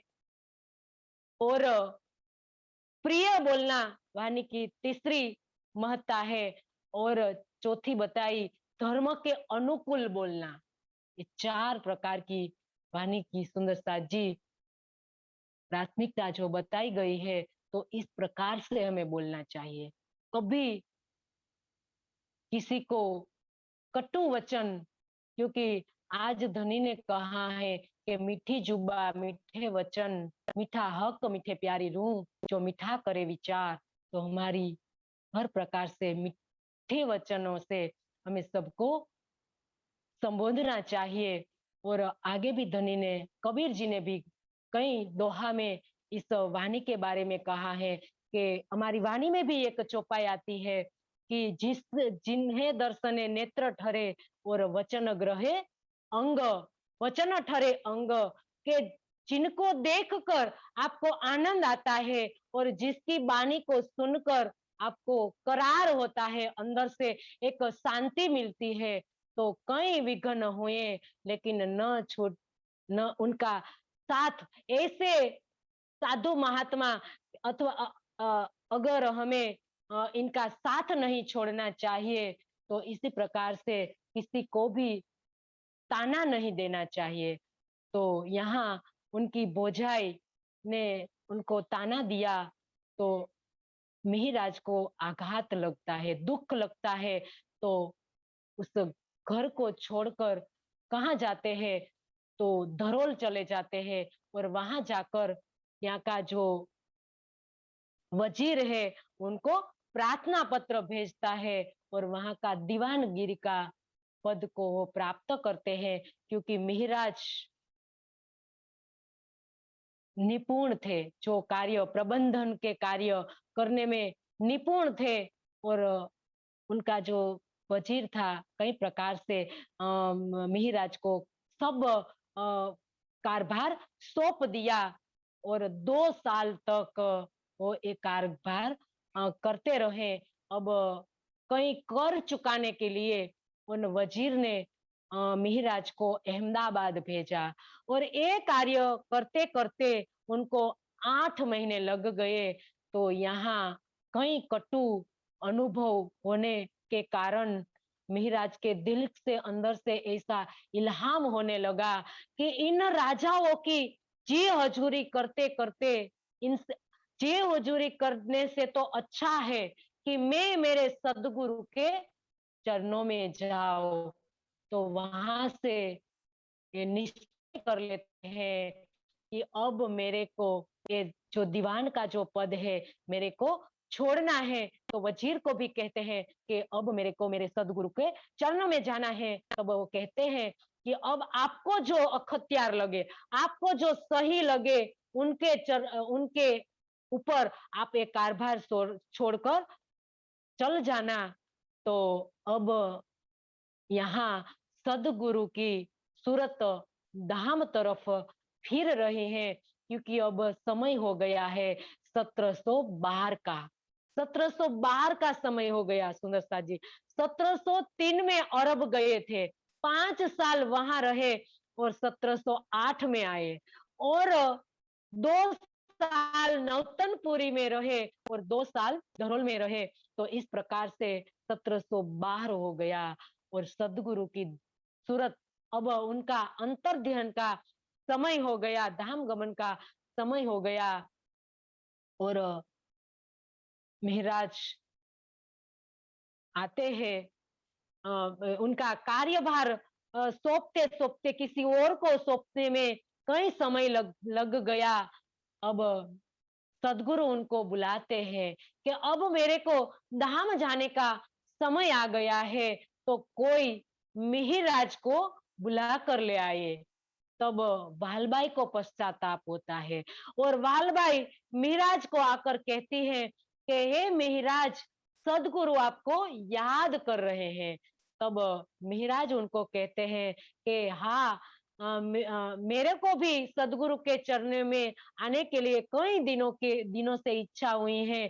तो अभी थोड़ा बहुत काम बाकी है, तो मैं सुलझा कर किसी और को देकर मैं जल्दी से सदगुरु के चरणों में आ जाऊंगा। तो अब सदगुरु कई बार बिहारी जी को मोकल भेजते हैं कि जाओ मेरे मेरे मिहिराज को कोई बुला लिया लाए। और बिहारी जी को जैसे तैसे कर कर बिहारी जी आते हैं। तो बिहारी जी मिहिराज के पास आकर कहते हैं कि पिताश्री को पिताश्री की तबीयत अच्छी नहीं है, तो उनके लिए पिताश्री ने अंबर कस्तूरी मंगाई है। तो अंबर कस्तूरी मिहिराज कई प्रकार से खोज कर, क्योंकि अंबर कस्तूरी बहुत महंगी होती है, तो इसके कारण कई प्रकार से खोज कर वो दे देते हैं। और मिहिराज वापस आते बिहारी जी वापस आते हैं। तो उनके साथ मिहिराज को नहीं देखकर सदगुरु फिर कहते हैं, आप क्यों नहीं मेरे मिहिराज को कोई ले आते हैं? क्यों? मेरे मिहिराज, ये मिहिराज के जो भजन गाया करते हैं, उनके बारे में भजन गाया करते हैं।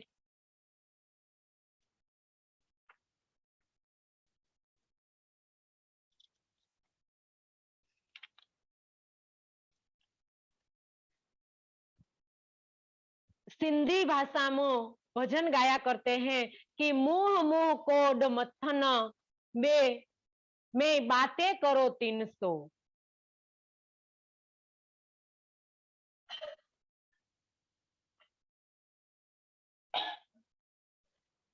जान हुन कोड धड़धड़ धड़धड़ कोड मथन मथा मथा कोड मुंह मुंह मुंह कोड जीवन। सदगुरु ने कहा कि मैं अपने उस मिहिराज से मिलना चाहता हूँ जो सुंदर साथ को सिंधी भाषा में भजन सुनाया करता था। क्या सुनाया करता था कि मेरे एक सिर में करोड़ मुख लग जाए, मेरे एक धड़ में करोड़ मुख मत्था लग जाए, और मेरे एक मत्थे में करोड़ करोड़ मुख लग जाए, और मेरे एक मुख में करोड़ करोड़ जिभिया लग जाए, और इस जिभिया से मैं मेरे सदगुरु का गुण लिखूं। तो ए सदगुरु,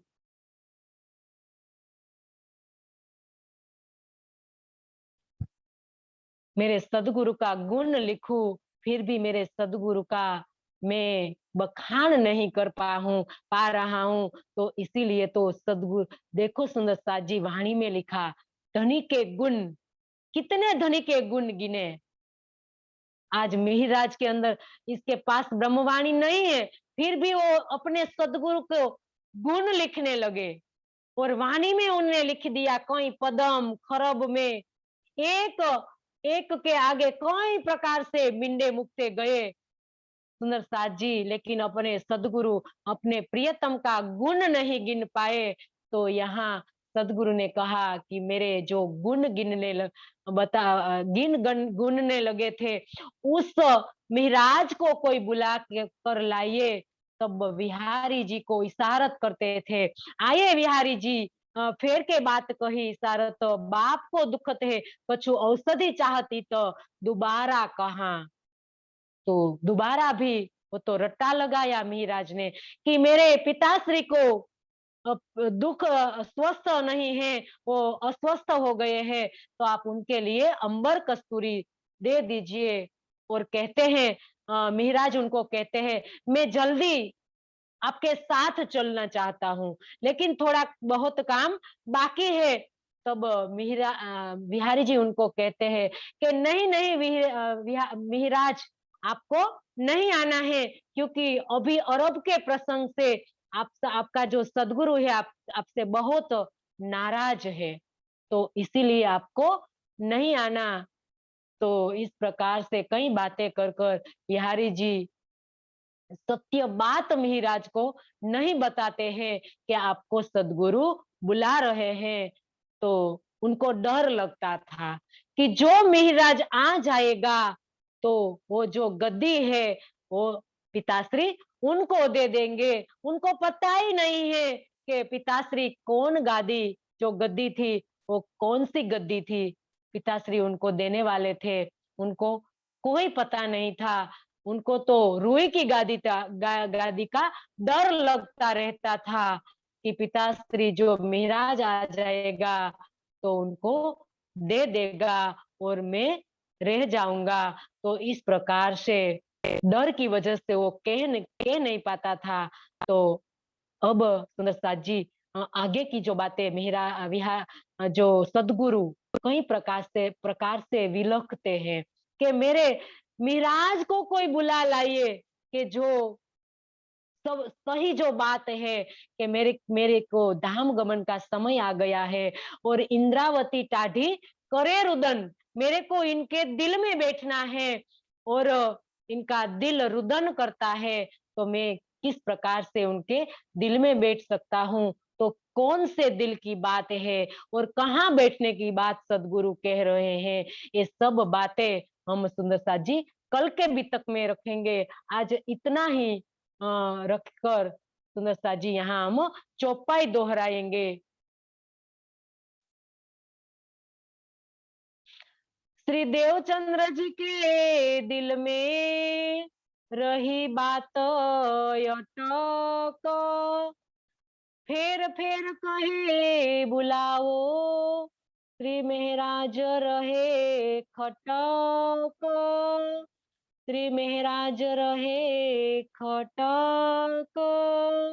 बोलिए श्री प्राणनाथ प्यारे की जय, सदगुरु महाराज की जय, स्वामी श्री लालदासी महाराज की, समस्त सुंदर साथ प्रणाम जी।